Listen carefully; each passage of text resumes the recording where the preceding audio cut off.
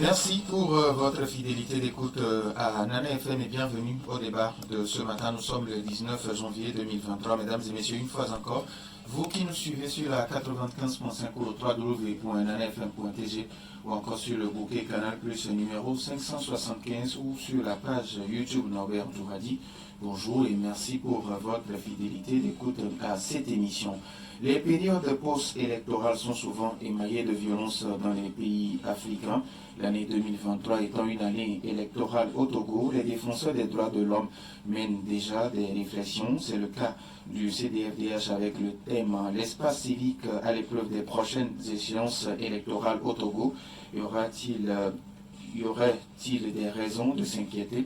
Donc c'est le thème qui fera l'objet de ce débat ce matin. Et pour en parler, nous recevons sur notre plateau Paul Etier Afala. Il est coordonnateur des programmes au Centre de documentation et de formation sur les droits de l'homme. Monsieur Afala, bonjour. Bonjour. Merci d'avoir accepté notre invitation. C'est le plaisir partagé.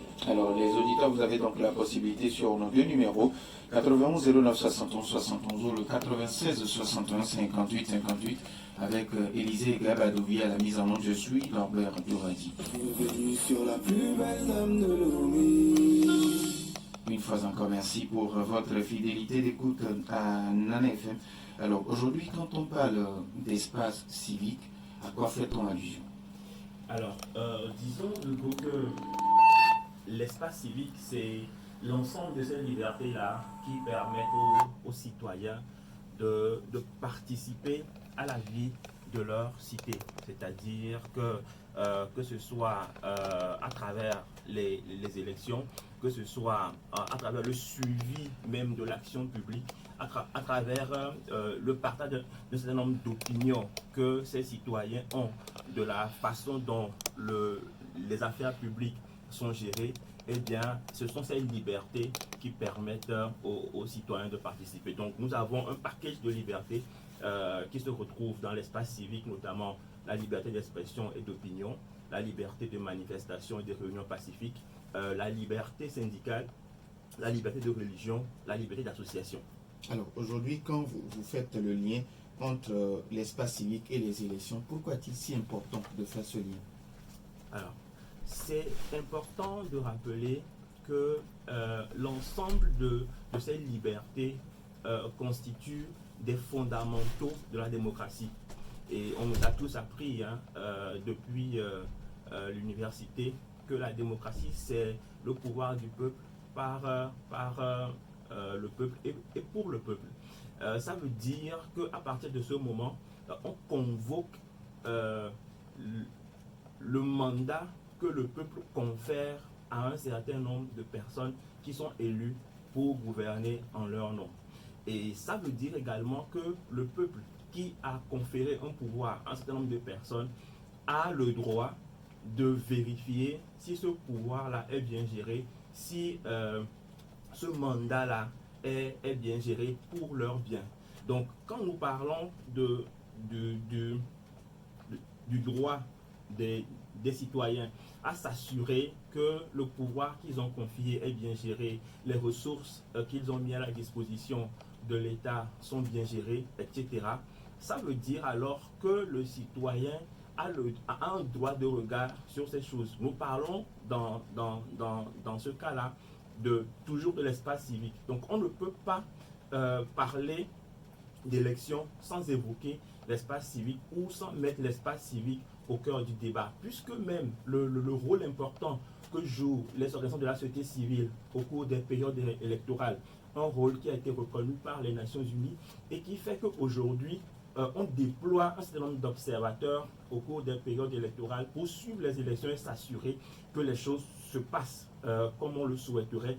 Ça veut dire qu'on ne peut pas parler d'élection sans mettre au cœur du débat la question de l'espace civique. Alors, vous avez choisi le thème l'espace civique à l'épreuve des prochaines échéances électorales au Togo. Y aurait-il des raisons de s'inquiéter? Quel a été le constat pour que vous veniez à asseoir ce thème?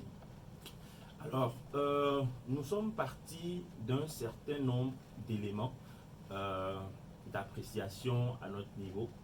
Quand vous prenez l'examen du Togo. Vous savez que le Togo est parti d'un certain nombre de conventions,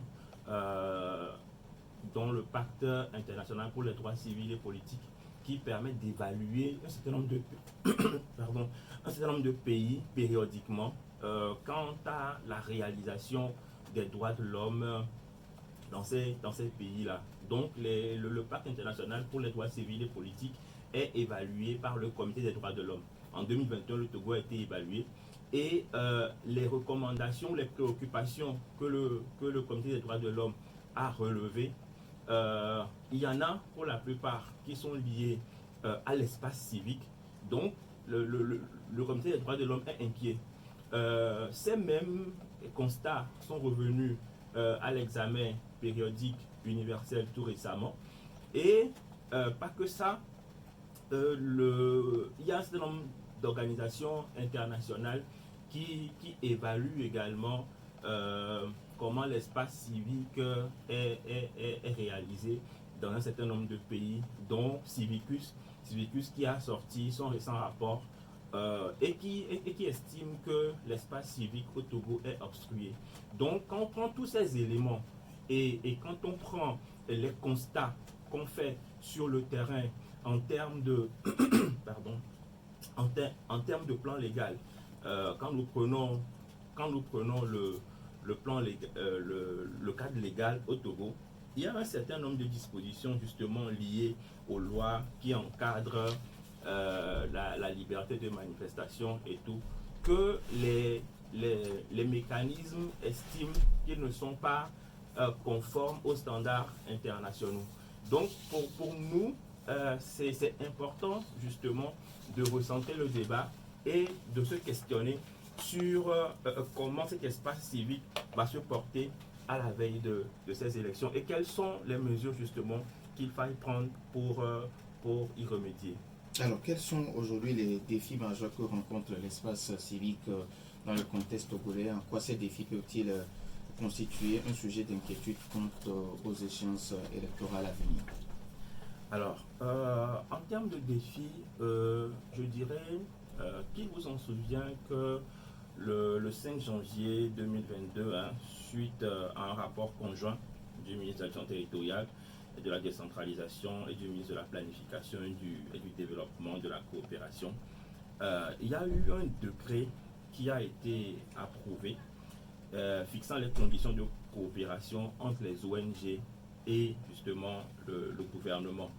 Et ce décret qui entrera en vigueur en avril 2023, donc très prochainement, demande aux ONG d'aligner leurs actions sur comment je vais dire ça, sur les objectifs ou les priorités de développement du pays.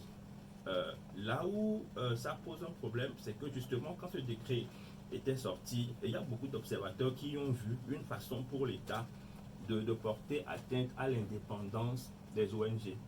Parce que quand on prend par exemple le mandat ou les missions assignées à un certain nombre d'ONG et associations, au-delà de la mission d'appui à l'État, qui justement est normale, puisque les ONG viennent en appui en grande partie à l'État sur les questions de développement. Il y a des ONG qui construisent des forages, qui construisent des écoles, et c'est un apport énorme. Et c'est important aussi que l'État ait les moyens justement de capitaliser toutes ces actions. Là où ça pose problème, c'est que justement, ces ONG ont aussi une fonction de contrôle. Et cette fonction de contrôle, justement, lorsque, par exemple, le Togo prend des engagements sur le plan... Excusez-moi, je suis un peu enrhumé. Lorsque le Togo prend un certain nombre d'engagements sur le plan international ou communautaire et que ces engagements ne sont pas respectés, les ONG et associations ont le devoir justement de vérifier, d'alerter, de plaider, y compris de saisir les différents mécanismes auprès desquels le Togo a pris ses recommandations pour que rappel soit fait au Togo de prendre les dispositions pour que la situation s'améliore. Nous sommes en train justement de parler de l'espace civique et il y a un certain nombre de dispositions d'engagement que le Togo a pris qui ne sont pas encore mises en œuvre alors que nous sommes à la veille d'échéances électorales majeures. Et je pense que la fonction de contrôle des ONG croisée à la demande d'aligner les actions des ONG sur les priorités du gouvernement, il peut avoir un petit souci quand, par exemple, le gouvernement décide que ce n'est pas sa priorité, par exemple, actuellement, de faire ci, de mettre en œuvre telle recommandation, alors que la société civile estime que c'est important pour qu'on avance, ça risque justement de porter des préjudices, puisque c'est le gouvernement qui a le pouvoir de décider, à partir de ce moment-là, du sort de ces ONG. Il y a également la loi sur la liberté d'association qui est toujours en débat, parce que justement, les mécanismes onusiens estiment toujours que cette loi ne s'arrime pas sur les standards internationaux. Vous savez que la loi qui régit la liberté d'association au Togo est une loi coloniale qui date de 1901. Et en 2021, il y a eu une première lecture de ce projet de loi qui justement a provoqué un certain nombre de réactions. Et à titre indicatif, quand on prend l'article 35 de ce projet de loi qui dit que le ministre de l'Administration territoriale peut à tout moment inviter les dirigeants de toute association à lui fournir par écrit tout renseignement de nature à déterminer le siège auquel se rattache son objet réel, la nationalité des membres, etc. Lors de la 132e session du Comité des droits de l'homme, le 1er juillet 2021, la délégation togolaise a indiqué que ces associations seraient invitées pour participer à l'élaboration du nouveau projet de loi. Donc ce projet de loi est toujours en réflexion, tout simplement parce que les mécanismes sur le plan international ont estimé leurs préoccupations. D'ailleurs, il y a eu 4 rapporteurs spéciaux, notamment le rapporteur spécial sur le droit de réunion pacifique et la liberté d'association, la rapporteure spéciale sur la promotion de la protection du droit à la liberté d'opinion et d'expression, la rapporteure spéciale sur la situation des défenseurs des droits de l'homme et le rapporteur spécial sur la liberté de religion ou de conviction, qui ont envoyé une correspondance au gouvernement exprimant leurs préoccupations quant à la procédure d'enregistrement des associations, celle de leur dissolution, etc. Donc, ça veut dire qu'on est toujours préoccupé à ce niveau-là. Quand on prend la loi qui régit les manifestations publiques au Togo, cette loi également pose problème parce que les mêmes mécanismes estiment que ces lois ne s'arriment pas aux standards internationaux. Vous voyez que c'est un ensemble d'éléments qui font qu'aujourd'hui, nous sommes inquiets. Pourquoi? Parce que quand on parle de manifestations publiques, c'est la possibilité pour le citoyen de dire je ne suis pas d'accord par rapport à la façon dont ça se passe. Et nous savons que les périodes électorales sont des périodes souvent mouvementées et qu'il y a un certain nombre de contestations qui sont faites par les différentes parties prenantes. Et si les règles de départ pour exprimer ces mécontentements, pour exprimer ces désaccords ne sont pas claires, je ne suis pas sûr que ce serait intéressant pour la suite. Je n'en ai pas fini. D'accord, vous allez dire, on va donner la possibilité. Voilà. D'accord. Alors, vous allez faire une pause. Non, on va donner la possibilité aux auditeurs. Voilà. D'accord, ok. Donc, il y a également le fait que à la veille des élections de 2020, il y a au moins 2 associations qui ont été interdites justement de déployer des observateurs pour suivre la façon dont les élections vont se dérouler. Le gouvernement a donné ses motifs, mais pour nous, c'est toujours inquiétant dans la mesure où justement cette fonction de contrôle dont je parle est aussi entachée. Parce que nous savons le rôle que les observateurs électoraux jouent dans ces périodes-là. Et donc pour moi, c'est un ensemble d'éléments qui, mis ensemble, nous donne des raisons de nous inquiéter. Et justement, c'est pour cette raison que nous sonnons la cloche. Alors, après la pause, on vous reviendra sur ce que vous faites en tant qu'organisation. Et puis, on a noté la reprise des manifestations avec la tenue dernièrement du meeting de la DMK. C'est une bonne nouvelle où les citoyens doivent toujours retenir leur souffle. On reviendra sur ces deux questions après la courte pause.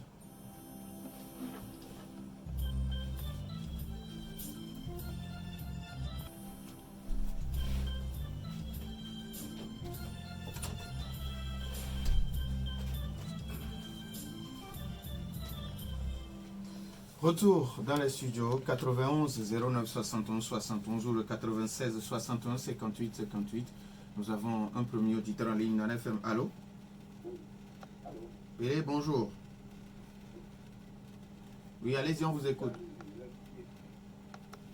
Vous parlez de nous sommes déjà rentrés dans le secteur.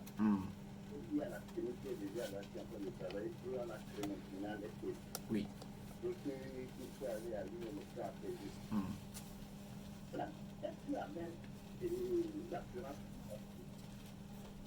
c'est la mauvaise organisation? Nous avons des ONG, les gens des droits de l'homme. Entre des observateurs internationaux, on n'a pas besoin des observateurs internationaux parce que le données, le Ghana, tout ça là, n'a plus besoin. Parce que les observateurs internationaux, leur rôle, c'est de venir confirmer ce que la Cour constitutionnelle a dit. Alors que les observateurs nationaux aujourd'hui, ils savent tout ce qui se passe dans le pays. Ils vont déployer leurs gens, tout ce que ici. Mais l'État ne leur permet pas de rentrer dans le fond du sujet. Ça qui est important. Quand vous avez le code électoral, le fichier électoral, tout est bon. Quand vous voulez préparer des choses à des gens, des gens sont prêts à manger. Mais quand vous êtes là, à ouvrir la population, maintenant, regardez, je vais vous donner un exemple. Les communautés locales de 2019, c'est la même compétition qu'on change le code électoral. Alors que c'était tenu dans le code électoral. On n'a pas le code électoral. Toutes ces choses-là, c'est ça qui amène la violence. Vous voyez, quand le pouvoir manifeste pour préparer les choses produire, alors pour la automatiquement, la non-violence, ces choses-là, il faut que les électeurs soient transparents pour la paix dans le pays. Merci à vous aussi, Pelé. Nous avons un autre auditeur en ligne. FM, allô? Allô? Oui, bonjour Michel. Oui, bonjour monsieur Nobel. Comment allez-vous? Merci, allez-y. Bonjour à notre invité. Bonjour. Je crois que quand notre invité parle d'inquiétudes, qui sont inquiets, moi je me sens un peu fouillé. Parce que... allô, Michel, s'il vous plaît, je n'ai pas saisi. J'ai dit, je me sens un peu fouillé. D'accord. Parce que s'il dit que selon les indices, les indicateurs qu'ils ont à leur niveau, ils sont un peu inquiets pour ces élections. Moi, je me dis qu'il faut qu'on apprenne à lire quand même la situation nationale. La situation nationale, je ne vois pas, moi, un Togolais aujourd'hui, face aux défis quotidiens de sa vie, venir encore entrer dans cette sphère infernale des élections où on va amener des gens à l'abattoir, on va taper des gens, on va amener des gens en prison. Moi, je ne le crois pas. Parce que les standards internationaux dont on parle tout le temps, dont les gens parlent, il faut qu'on sorte de ce paradigme. Parce que ces histoires d'instruments internationaux, ce sont des instruments de colonisation ou des instruments pour nous distraire. Et au lieu qu'on continue par réfléchir, vous voyez aujourd'hui, M. Norbert, si l'opposition togolaise et les partis au pouvoir disent, par exemple, entre eux, nous avons l'obligation d'organiser les élections de façon transparente et nous les assumons. Vous croyez que quoi? On a besoin d'un observateur international de quelque part pour venir agréer ou bien donner son aval à l'élection? Non. Moi je dis, ce sont des instruments. Et puis les ONG que nous voyons sur nos territoires sont financés comment? Ils sont financés par les étrangers et ce sont ces ONG-là qui servent de service de renseignement et d'information à ces étrangers-là qui trouvent les éléments justes tout nous distraire et nous empêcher de nous développer, de nous sortir même de nos problèmes. Parce Merci. qu'ils continuent toujours par entretenir nos problèmes entre nous. Merci. Entre nous, nous fils de la même nation. Merci. Donc, moi, je crois que parler d'inquiétude pour une élection encore aujourd'hui au Togo, là, moi, je ne suis pas du tout d'avis parce que je sais que les Togolais ont compris qu'il fallait se battre pour leur quotidien, il fallait faire tout pour s'occuper de l'éducation de leurs enfants. Merci, Donc, merci. moi, bref, je vois qu'il n'y a pas d'inquiétude et qu'il faut, à partir de dès maintenant, de nous débarrasser de ces paradigmes étrangers-là qui nous empêchent d'évoluer. Merci beaucoup, Michel. Monsieur Garo, bonjour. Comment allez-vous? Bonjour.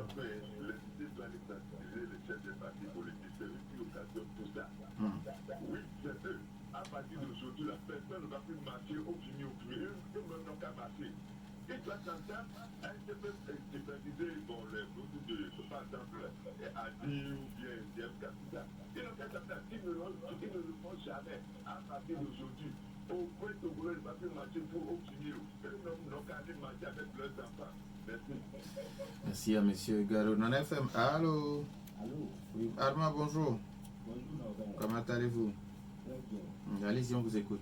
Il faut dire que, comme l'a dit un peu plus tard, précédemment, ces joueurs, vraiment, c'est une épine au pied de nos jeunes nations qui prennent le pas de la démocratie.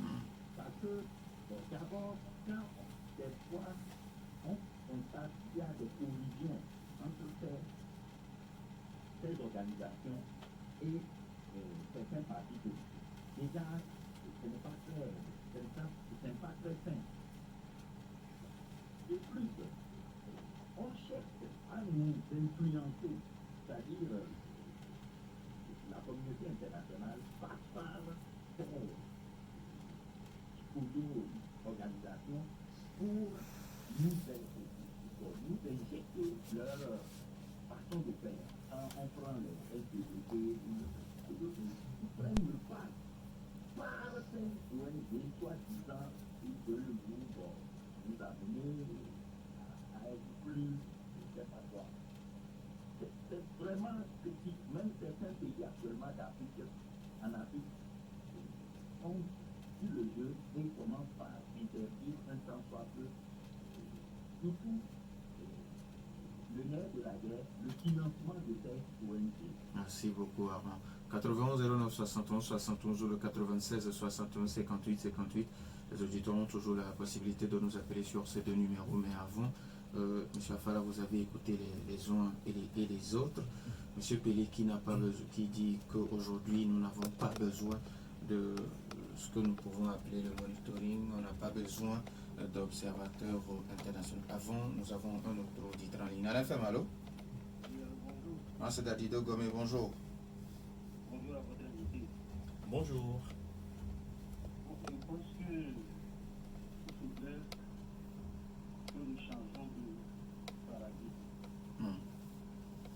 Pour moi, les élections n'ont aucune valeur, ne serviront à rien. Je pense qu'il faudrait qu'on copie ce que Sylvain Tourou fait à son âme. Avait voulu faire du Togo, faire des départements. Nous avons 5 régions, chaque département son gouvernement, et à tout de rôle, on prend la direction du pays. Si c'est pour les élections, un politicien ne sera jamais honnête pour dire qu'il a quelque chose. C'est fait qu'on change de paradigme. Pour moi, les élections n'ont plus aucun sens. Merci, bonne journée. Merci et bonne journée à vous aussi. On prend le tout dernier auditeur en ligne. Papa Sibiti, bonjour. Bonjour, le voyant. Bonjour, le président de l'ONG. C'est pas président. Bonjour quand même. C'est pas quand même. Comment? Comme je dois aller français, non, faut pas quand même. Ah, d'accord. Et l'ONG, c'est que, au lieu de faire ce dont ils ont le pouvoir, ils se fourrent dans des politiques pour pouvoir. Les ONG,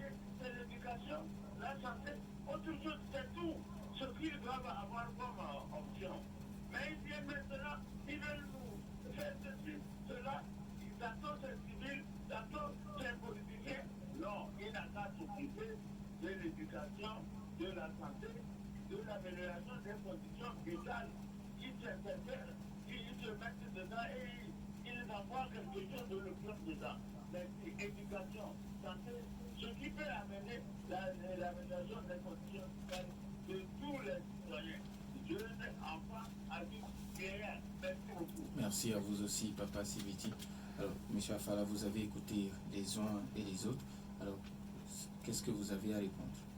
Alors, merci déjà aux auditeurs. Ça montre l'intérêt que chacun, justement, porte au sujet. Non, ce que j'ai retenu en écoutant l'intervention des uns des autres, c'est ces trois éléments qui sont revenus. Il y a le changement de paradigme, c'est-à-dire décider d'en finir avec tout ce qui est mécanisme et tout qui vient de l'international, que les élections ne sont pas la solution. Et ensuite, on a parlé du mandat des ONG. Je vais prendre d'abord par le changement de paradigme. Vous savez, nous ne vivons pas dans un vase clos. Nous sommes connectés à d'autres États et nous avons de plein gré ratifié un certain nombre de conventions qui, justement, nous demandent de nous conformer à des dispositions ou d'internaliser un certain nombre de dispositions qui sécurisent les citoyens. Quelqu'un a dit que celui qui a le pouvoir peut être tenté d'en abuser. Et c'est pour ça justement qu'on met en place un certain nombre de garde-fous pour s'assurer que cet abus-là n'intervienne pas. Et donc, j'en viens aux instruments parce que ces instruments, au minimum, nous permettent, quand sur le plan national, ça ne va pas, d'aller nous plaindre à l'international. Aujourd'hui, quand on prend rien que la question des victimes de torture, vous avez vu dire que sur le plan national, ces victimes de torture n'ont pas eu gain de cause. Mais c'est à la Cour de justice de la CEDEAO que l'État a été condamné à verser un certain nombre d'indemnités à ces victimes-là. Donc, à supposer par exemple que cette Cour de justice de la CEDEAO n'existait pas. Et donc, ceux qui ont été victimes de torture, on ne reconnaîtra jamais qu'ils ont été victimes de torture. 2, on ne pensera même pas à ce que ces personnes-là soient indemnisées ou soient rétablies dans leurs droits ou qu'on mette en place un certain nombre de garanties de non-répétition. Quand nous prenons les questions des prisons, nos prisons au Togo aujourd'hui, nous savons quelle est la situation de ces prisons, c'est-à-dire la surpopulation carcérale qui est le problème majeur. Si ces mécanismes internationaux n'existaient pas, on ferait juste un constat que les prisons togolaises sont surpeuplées. Et c'est le même cas dans d'autres prisons, dans d'autres pays. Mais ces mécanismes qui existent, ces instruments qui existent, nous permettent justement de nous assurer au minimum que quand nous faisons le constat et que ce constat, rien n'est fait pour que ça s'améliore, que d'autres nous viennent au secours. C'est-à-dire que dans le cadre où on a ratifié un certain nombre de conventions et qu'on s'est accordé qu'il y a des dispositions qu'on doit respecter, qu'on se dise, ah, mais regarde comment Kofi fait, regarde comment Adjo fait, regarde comment Abla fait. Tu ne peux pas ramer à contre-courant. Donc, justement, ce sont des cadres qui nous permettent au minimum de sauvegarder des fondamentaux. Donc, sur la question des paradigmes, c'est mon opinion là-dessus. Sur la question des élections... Avant d'y aller, nous avons un dernier titre. Il en a fait mal. Oui, madame ici, bonjour.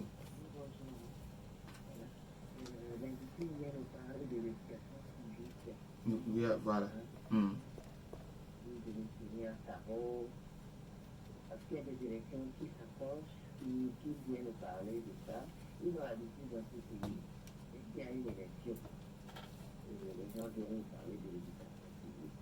Parlez-en de ce truc-là au gouvernement qui ne pense pas le vote. C'est tout. Merci. Il faut leur parler de tout. Merci beaucoup. Ils apprennent à affirmer que chacun sera non. Merci. D'accord. Merci à vous aussi, madame Essibri. Allez-y avec le deuxième élément. Oui, le deuxième élément sont les élections. Tout dépend du modèle de gouvernance que nous avons choisi. Nous avons choisi de souscrire à la démocratie et donc à la question des élections qui se pose. Donc on ne peut pas du jour au lendemain se lever et dire, bon ok, les élections ne sont plus la solution, donc trouvons autre chose. Ça veut dire alors qu'on se désengage d'un certain nombre de principes et de fondamentaux auxquels on a librement souscrit. Donc je pense que la question des élections, c'est une question cruciale parce qu'au minimum, ça nous rappelle qu'à un moment donné, il y a des citoyens qui confèrent un pouvoir à des personnes et ces personnes justement sont comptables devant ces citoyens et que ces citoyens ont le droit de vérifier comment le pouvoir qu'ils ont confié à un certain nombre d'autorités ou de personnes est géré. Troisième élément, c'est le mandat des ONG. Alors, il y a un des intervenants qui a dit simplement qu'il faut que les ONG aillent s'occuper de la santé, des écoles et tout le reste. C'est bien vrai, mais il faut rappeler que le mandat des ONG est diversifié et multiforme.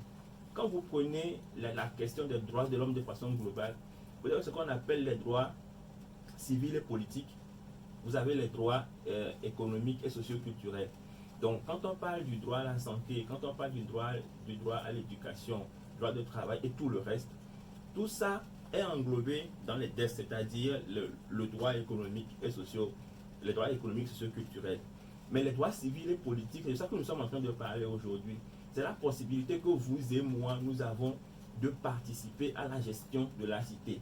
Si notre droit de participer à la gestion de la cité est régi par un certain nombre de dispositions et de normes, et qu'aujourd'hui, ces normes ne sont pas claires ou souffrent d'un certain nombre de carences, c'est important qu'on en parle, qu'on les règle et que justement nous soyons tous au même pied d'égalité et que nous ayons l'assurance que quand le moment sera venu que nous voulons, comment appelle-t-on, exercer ce droit, que justement ce droit ne soit pas réprimé ou je vais dire, obstrué.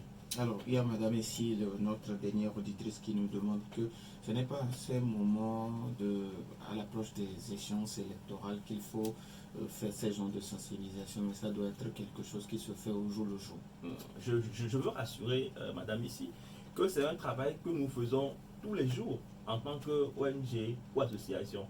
C'est juste qu'il y a des moments de la vie d'une nation ou d'un pays où il faut accentuer cette sensibilisation et c'est ce que nous sommes en train de faire. Sinon, c'est une sensibilisation qui se fait tous les jours. Nous sommes une organisation de défense des droits de l'homme.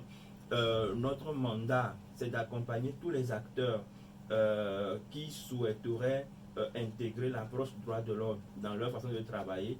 C'est d'amener les défenseurs des droits de l'homme à faire un travail professionnel sur le terrain et c'est de suivre la situation des droits de l'homme et de faire le plaidoyer pour que justement un certain nombre de dysfonctionnements soient réglés. Donc c'est un travail que nous faisons tous les jours.